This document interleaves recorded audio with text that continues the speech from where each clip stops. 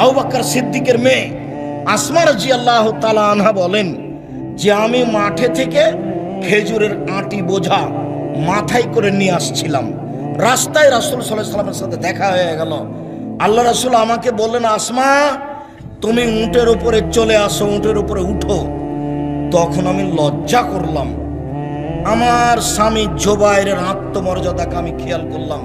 না না না না না, আমি যদি রাসূলের উটের পিছনে উঠি তাহলে জুবাইর এটা খারাপ মনে করবে। জুবাইরের একটা আত্মমর্যাদা আছে, তার একটা দাম আছে। আমি এই হিসাব করে আর রাসূলের উটের পিছন দিকে উঠলাম না।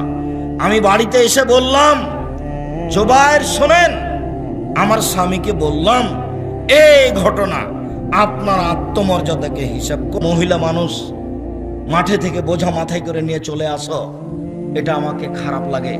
হাদিস বুখারী মুসলিম, তার নাম আত্মমর্যাদা। এই ছেলে, তোমার বাপের একটা আত্মমর্যাদা থাকলে তোমার মা এভাবে বসে থাকতে পারে? তোমার বাপ একটা কাপুরুষ, তোমার বাপ একটা কাপুরুষ।